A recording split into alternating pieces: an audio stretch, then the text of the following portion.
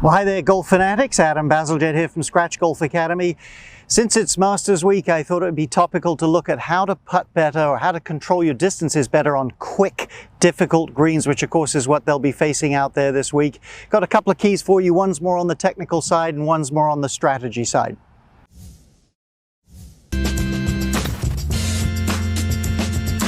My name is Lydia. My name is Henrik. My name is Eric.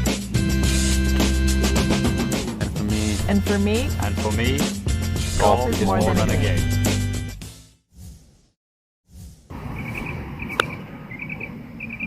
All right, the first thing, a more technical cue, when you get on really quick greens, all of a sudden you're seeing, let's say you're on the putting green, gee, this ball's really rolling out a lot, tends to make you change your rhythm, tends to make you get a little bit tentative. You don't want to do that. You want to stick with the same rhythm and just allow for a little bit smaller stroke and let the ball roll out. So important for distance control. Now you should have, or at least I hope you have, somewhat mapped out a rhythm that's good for you.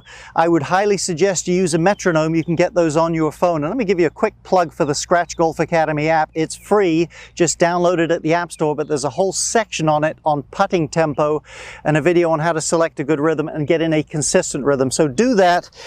I encourage you to do that, but find a rhythm that's good. And when you get on the green, putting green, before you're round, here's the key. Don't putt to a hole. Line several balls up and just find that rhythm that's your normal rhythm and visually take the measure of how the ball's rolling out and start to put it together that way. By the way, this works the exact same way if you flip it to slow greens. A lot of times we get on a very slow green and all of a sudden start hammering the ball and changing our rhythm again rather than making a bigger stroke with the same rhythm we usually have. All right, let's look at a little bit of strategy. Okay, let's talk strategy for a little bit. The quicker the green is, the more exacting it is for distance control. That's why major championships tend to have very quick greens.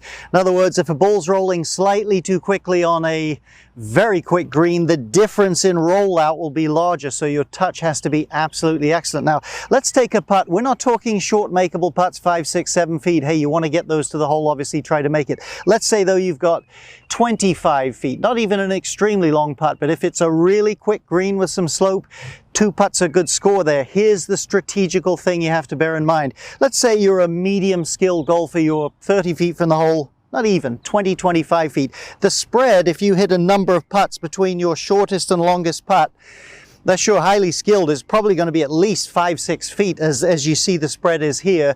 You want the hole in the middle of that spread. That leaves you the most short putts.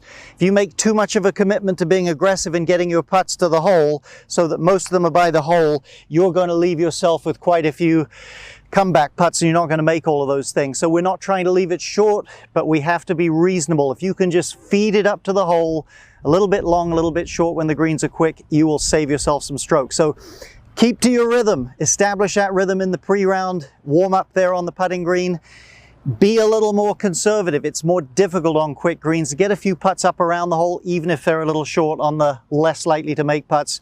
You'll do just fine. If you like this video, I hope you'll leave a question or a comment below and I'll get to as many as I can.